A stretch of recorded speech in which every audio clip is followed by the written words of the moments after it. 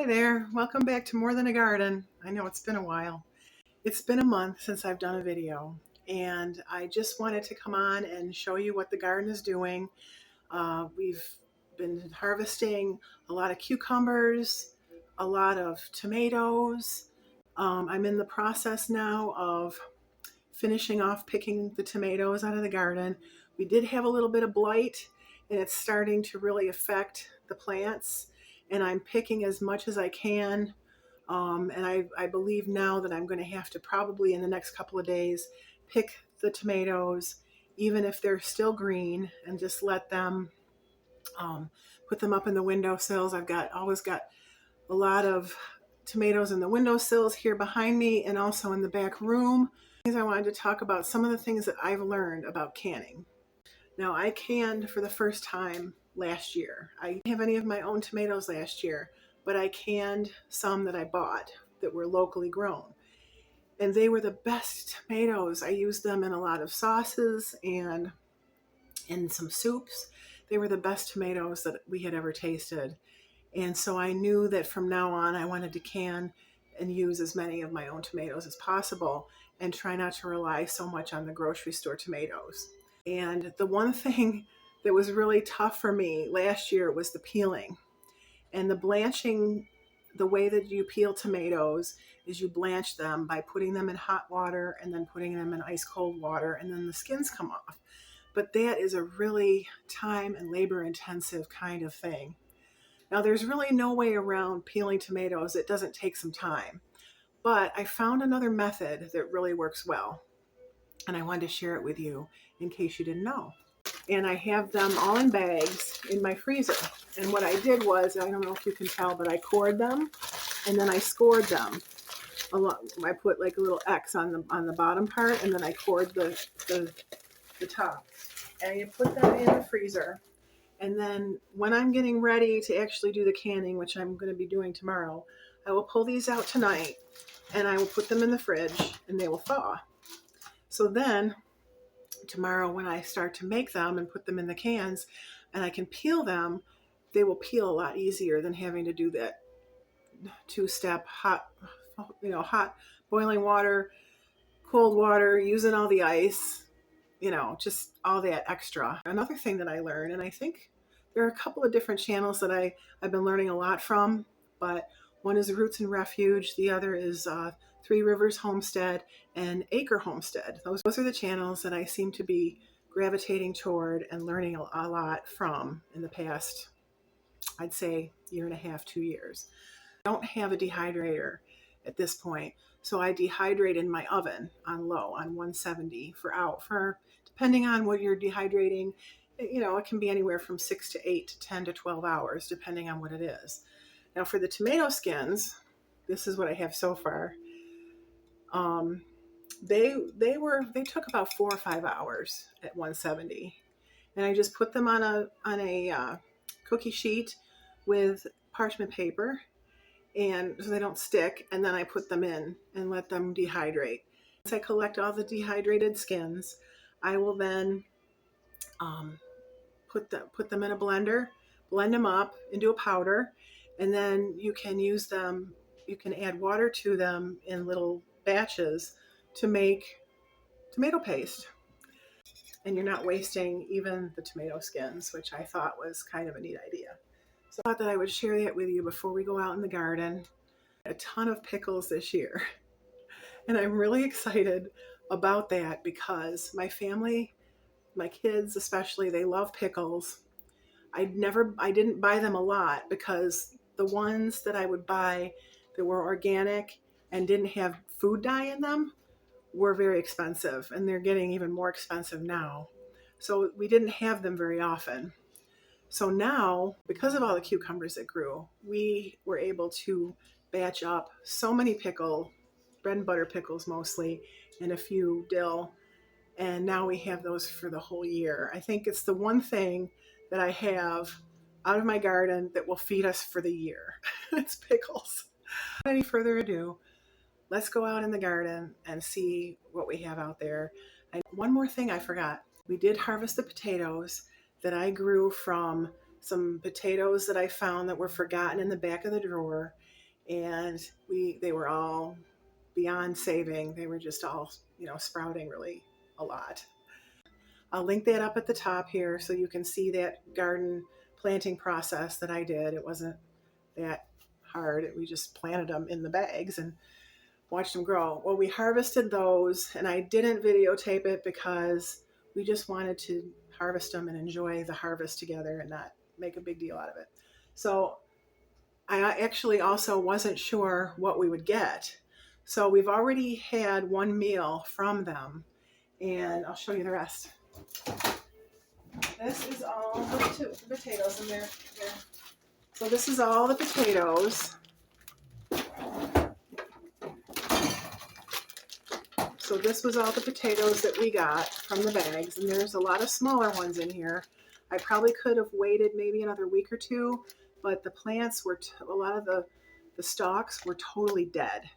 So I just thought we might as well just take these out and see what we've got. So I've got the potatoes all cleaned up in here, and as you can see, like I told you, we already had one meal from them, and this is probably going to be another 2 meals at least. Maybe 2 meals and then a little lunch, a little extra for lunch for us. And I thought that was really pretty amazing, given that I had those potatoes that were wasted, so we thought they were beyond edible. We just planted them in the ground and they grew. So potatoes is definitely something that we will be planting more of in the future. A very easy, good crop, and we want to get more of them. So that was a success. As far as I'm concerned, this bag is a success, along with my cucumbers and pickles. We're out here getting ready to go into the garden to show you some of the things that are happening right now at the end of the year. I'm going to turn this around and just walk through and show you what we've got. There, so my zinnias, I planted zinnias all over the place, and they only came up right here next to the deck. So I love them. They're so pretty. And there's a little pink one down here. So pretty. Definitely plant more next year. I think it seemed like a lot of the seeds got eaten by the chipmunk earlier in the year. So this is what I'm talking about. This plant, of this tomato plant, there's one there I'm going to have to pick, and then there's a few green ones up here. This is a Cherokee purple, and it was doing so well up until really just a few days ago. And I think it rained a lot last week, and that, from what I understand, that's what causes the blight that comes from the soil to splash up and ruin the plant. So this is one plant that's going to be harvested this weekend, probably tomorrow. Garden gate.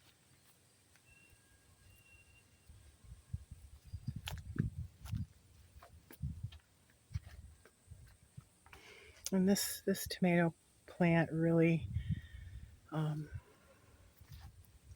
doesn't have any more. It has a few little tomatoes on it.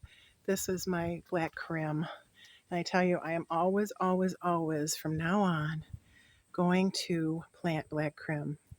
They are so tasty and so flavorful and so wonderful. They taste so good. And so here is the Roma, and you'll see some of these, they're starting to turn. And that's usually when I've been picking them, when they just start to turn a little orangey. And they've been doing well because I've been bringing them in the house. So here's one back here that's a little bit better. There it is. Oh, I just dropped it. Where'd it go?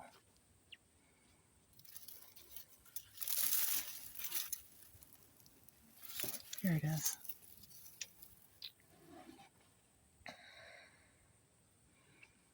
Okay, I'll put that in my pocket. Now these plants, they're pretty much done for.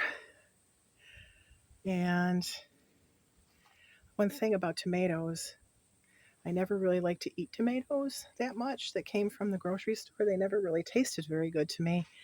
But now I'm eating tomatoes every day. Got this from Jess at Roots and Refuge. She said that grocery store tomatoes taste like disappointment.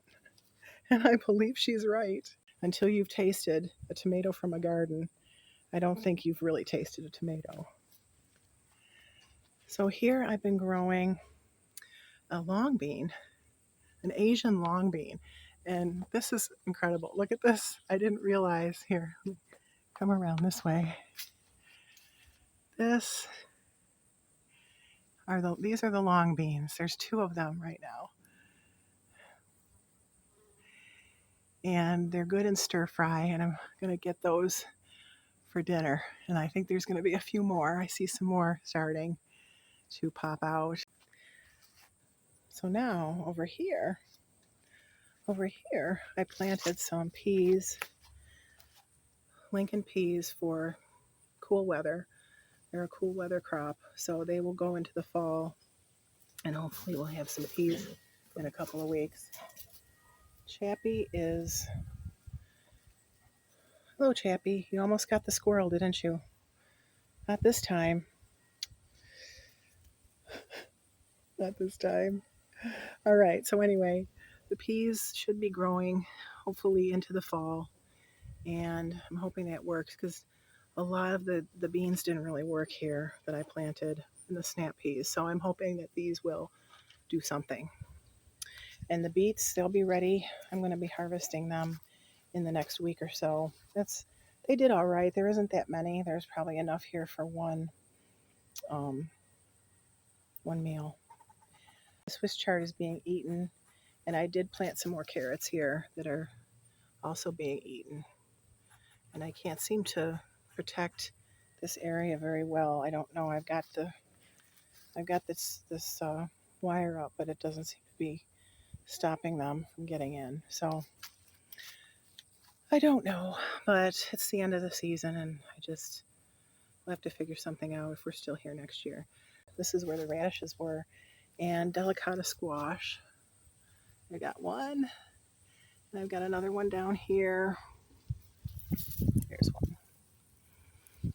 Not too many. I don't see any more at this point, and there is a fungus, or there is like a little fungus on the leaves, so I don't know how well that's going to do. My dill, I had more than enough dill, so I just left the rest of it for next year. It'll reseed itself and come back again. Now here's the rest of the aromas, and these are almost done. I got a lot of aromas off of these. I'd have to say there's going to be enough for me probably to can a batch or 2 off of the aromas just from this garden. Little blue flowers. And then over here, this was where the zucchini was, and the zucchini did well for about 3 weeks or 4 weeks, and I got a lot of zucchini from it, but then it got that mold on it, and I couldn't get rid of it, so I had to pull it, and it didn't stop it from moving over to the other things. Also, you'll see on the cucumbers, it's starting there too. So in its place here, I put some kale. So I'm hoping that this kale will grow, and of course kale does really well in the cold, so I'll be able to get enough kale for the winter. We like to freeze it and put it in our smoothies. I've also dehydrated it and made a powder out of it, which is a really good way to store it if you don't have a lot of room in your freezer.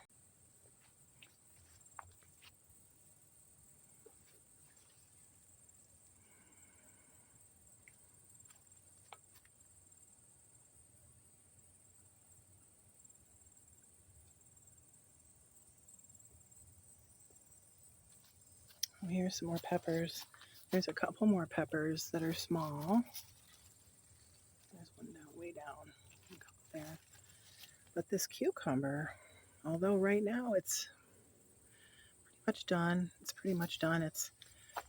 I am not seeing any more cucumbers here. Only on the end. There's some on the other side of that tomato plant there. And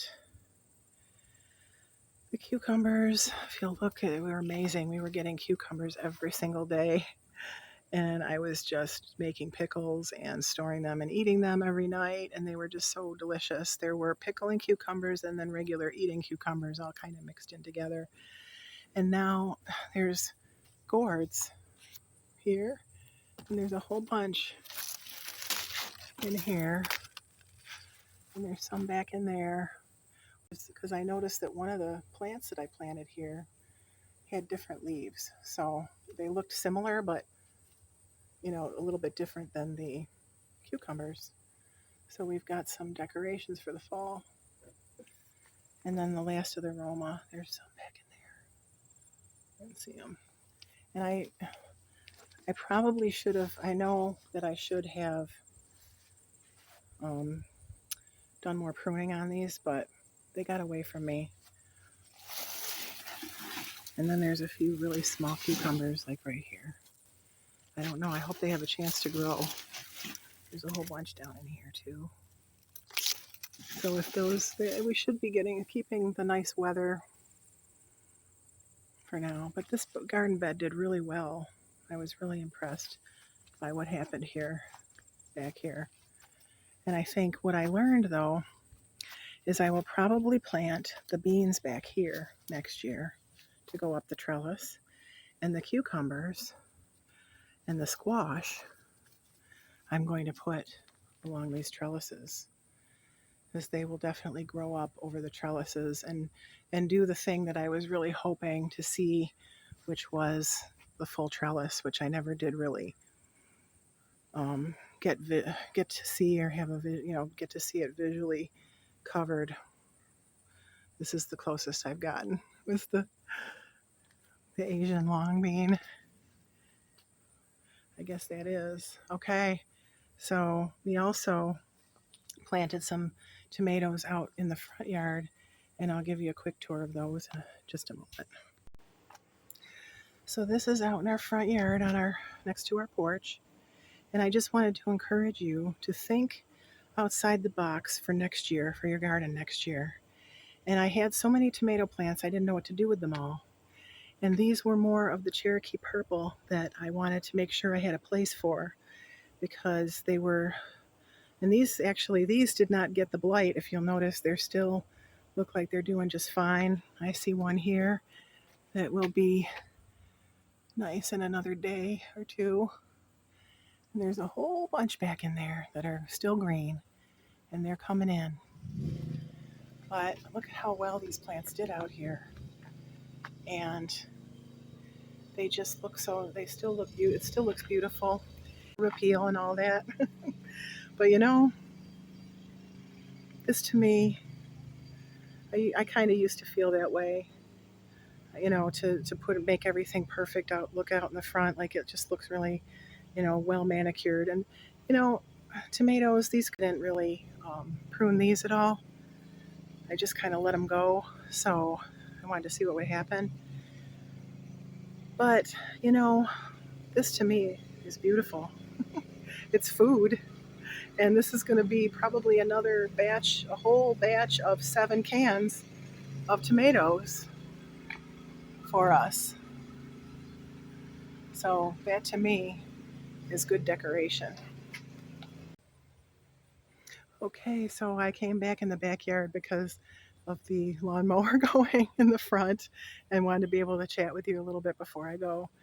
So this year's garden, I feel, was a success, even though it wasn't perfect and there were a lot of issues. I learned a lot.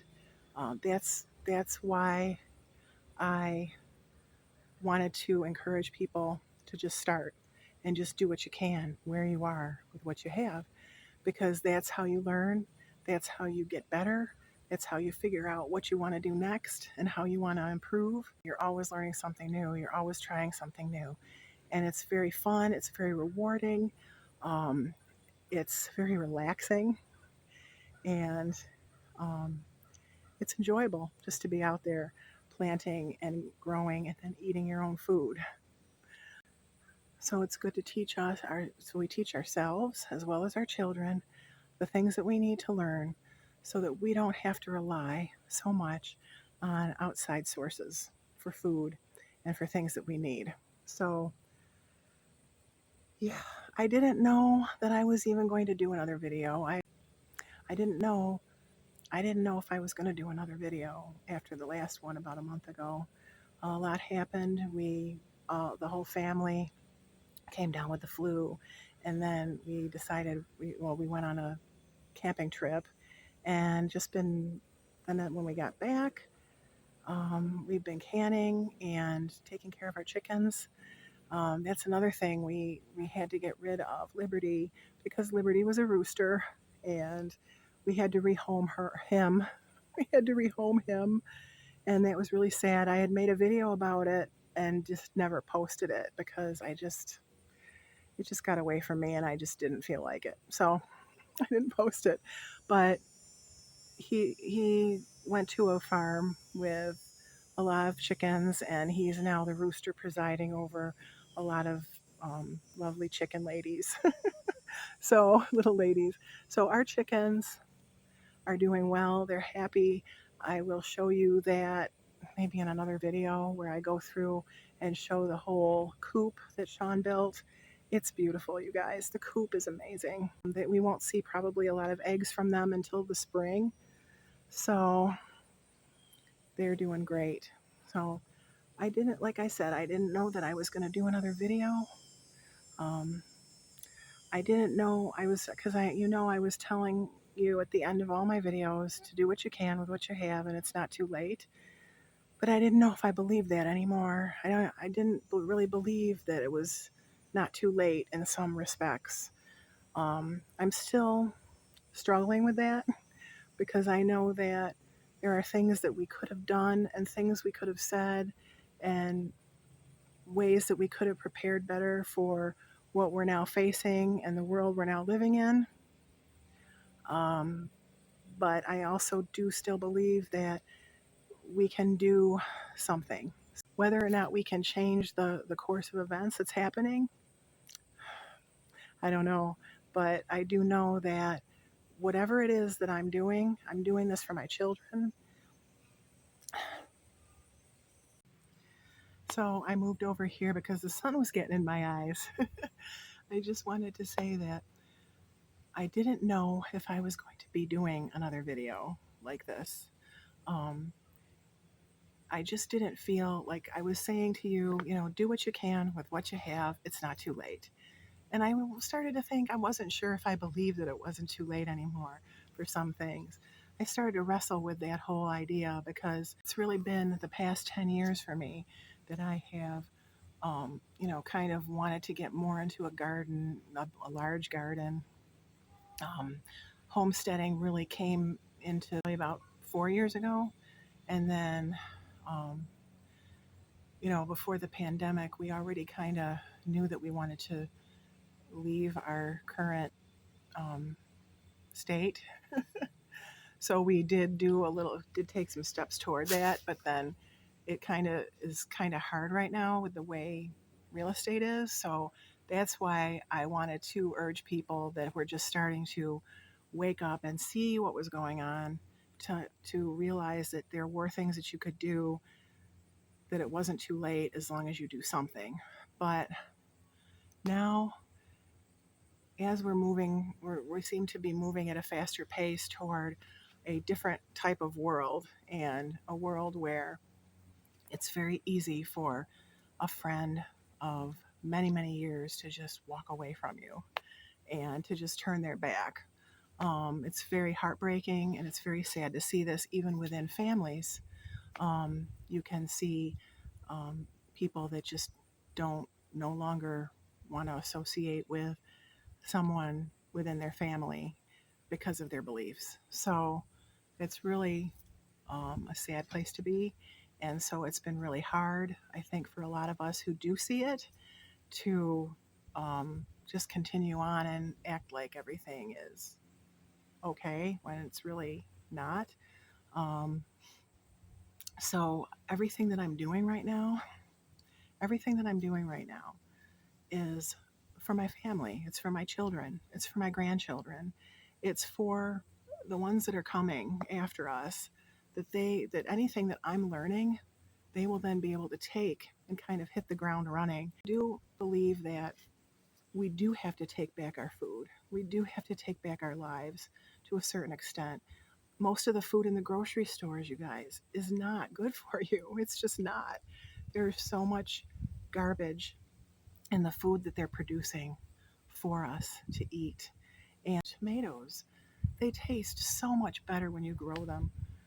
And it's not just because I'm growing them. It's not that romantic thing. It's they're fresh out of the ground, and they're not sprayed with pesticides, and they're they're full of nutrients and good things for your body.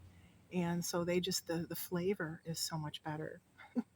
So that's the same thing with eggs. Even, I don't know if you've ever gotten free range eggs from a local farmer, but when you get them and then you go back to the grocery store and you buy them, there's such a huge difference in the eggs and how they taste and how they look and in the nutrients that's in them. So I just want to encourage you. I know, I appreciate there's 23 of you, 23 subscribers right now, and I get now about, I think I got 6 views on my last video because I didn't put it up on my Facebook page or anything. I just kind of put it up and let it go. But, if you're watching this and you're discouraged, I want to urge you to just don't be discouraged. Just do the next thing. If it's just planting the garden for next year, buying some seeds and getting ready so that when spring comes, you have a garden that's ready. That's one thing that I didn't have last year. My garden was a mess in the early spring, so I didn't get a chance to plant a lot of the early crops that I wanted to. But if you right now, it's fall, September. So if you made a garden, got it all set up, put some ground cover on it, and had it ready to go, so that when it's first starts to get nice in the spring, that you can just throw some potatoes in. That will be something that you can do that's proactive. So even though I felt like for a while I was doubting even what I was doing, I realized that no, you can start where you are and you can do what you can with what you have, and it is not too late. As long as you have breath in your body and an idea and a desire to make your life better, it's not too late. So, God bless you, and I will see you on the next video. Bye.